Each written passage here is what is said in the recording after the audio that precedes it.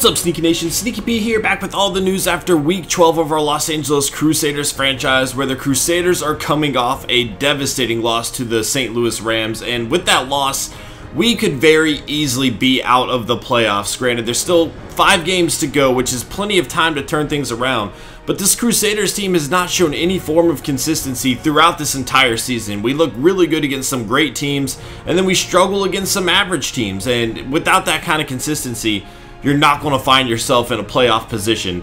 Next up, we do have a 3-8 Cardinals team. Hopefully, the Crusaders can get a win there. We do have Devin Golden coming back. That's definitely going to be very, very big for our team. But we still have a lot of hurdles we are going to need to overcome if this team wants to make the playoffs. They definitely need to start playing better. They can't have silly turnovers. Our running game has been struggling greatly ever since Devin Golden went out, and it was struggling before. However, Golden showed signs of life with the new playbook before the injury, so I'm kind of hoping we can get that back from him. See that 4.5 plus yards a carry running back again. Kaysen Dobbs has kind of put us in a position where we didn't really feel comfortable running the ball, and that forced us to throw the ball quite a lot more than we actually wanted to do.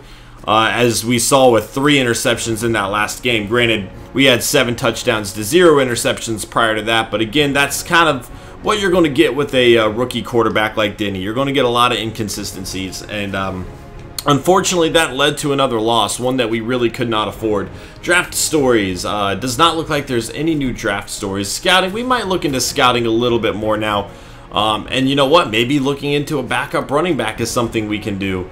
We're pretty set with Devin Golden, obviously. We definitely plan on bringing him back, but if I could find a home run threat out of the backfield, that would be huge. That is definitely something I would be all about having. Let's see. Not great. Just, again, a speed back's probably best. You know, we already have Golden, who is going to plow over some players. If we can get a guy like, granted, you know, Jesus King is really, really fast, but he has a very poor carrying attribute, and I just worry that he is going to fumble the ball a lot.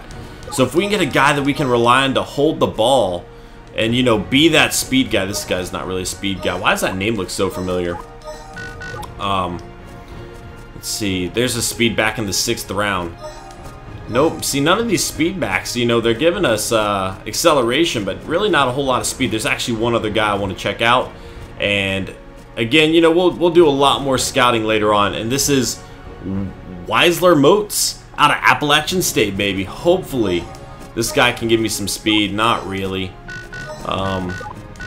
But regardless, this is a guy I'm definitely going to look into getting. He's an Appalachian State guy. It's a late round pick. You know, I got to get my Appalachian State players. We'll scout more later. I didn't really see a home run threat that I was looking for there. Again, we could scout further into detail with other players as we move forward to the draft, or we could try to sign somebody. But I feel like Kaysen Dobbs kind of gives us the same thing that Devin Golden does, and maybe it's time to switch it up where we can bring in something different, I guess, is a good way of putting it. Shakir Gayton will be back next week. Chase Cross did a great job filling in for him, though. Definitely very happy with what he did, so that's something to be happy about. But if we're looking at our standings here, we are in trouble. A lot of the teams that we needed to lose all ended up winning. So, you know, you got the Broncos winning our division, the Patriots winning the AFC East most likely. The Jets are actually right on their tail, though, so that's something to keep an eye on. Regardless, we'd be fighting for a wild card spot with one of these two teams, both of which are quite a bit ahead of us now.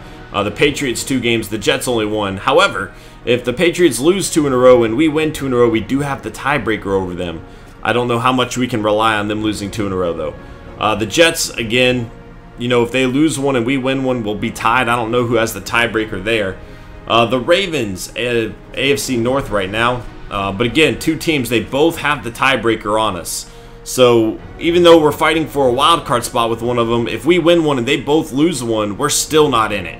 They definitely have the advantage over us there, and the Texans also having a tiebreaker advantage over us. So we've really lost to quite a few playoff teams, and it's coming back to haunt us right now. It really is.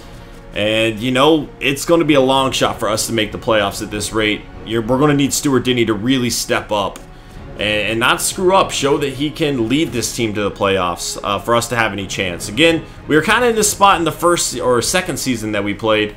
and we came back from that, so we'll see if we can do it again. Hakeem Nicks, 7 catches, 176 yards for 2 touchdowns. Patrick Willis, 16 tackles, a sack, an interception, a fumble forced, and a fumble recovered.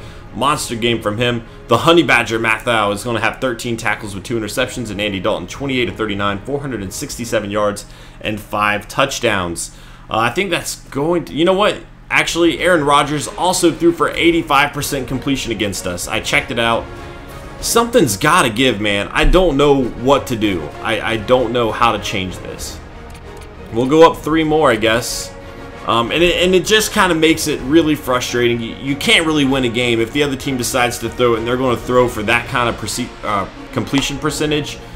So we need to find a way. Now, the problem with putting this up is I feel like I get more sacks because maybe their players don't get open enough, and then their quarterback holds onto the ball, and then I get a sack. It's going to be one or the other. I just need to find a better balance of it because it's getting a little bit ridiculous. So hopefully that's going to work. Again, this is a little bit of a shorter news video. Actually, let's check out the team stats today. Only the team.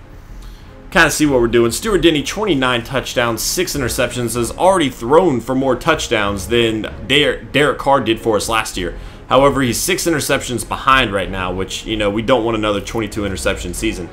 Devin Golden, 4 yards a carry. Kason Dobbs had 4, but he had it on the better playbook. Devin Golden's hopefully going to do pretty well. We haven't really been running with Stuart Denny all that much lately. Maybe that's something we need to look into doing again. Receiving, Keyston Mack, 48 catches, 5 touchdowns. McNeil, 37 catches, 4 touchdowns. Shakir Gayton, 33 catches, 7 touchdowns. We need him back as soon as possible. He's definitely been our big play guy getting into the end zone. But I do love how widespread all of our touchdowns are. We got a lot of different guys contributing there, and that's something to be pretty proud of. Defensively, Spike's leading the way with 93 tackles. Raynard Ray with 72 sacks. We got 14 for Khalil Mack, 12 for Shelby Harris, 9 for Gibson, 8 for the rookie McCown, 4 for Spikes and Hickman. Interceptions, 4 for LaJawn Knight. He's really having a great season for us. In every aspect of playing defense, he's really been one of our sole bright spots. Granted, you know, the other team's completion percentage has been an issue, but that's not his fault, really.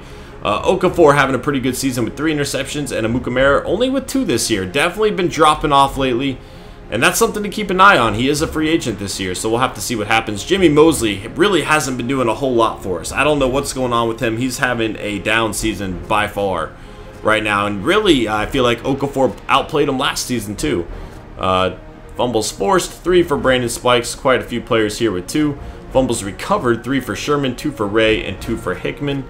No blocks, no safeties, but we do have a few touchdowns. 2 for LaJawn Knight and 1 for Opisa Okafor. Going through. Kicking, 10 of 12 for Gostkowski, a long of only 48 yards.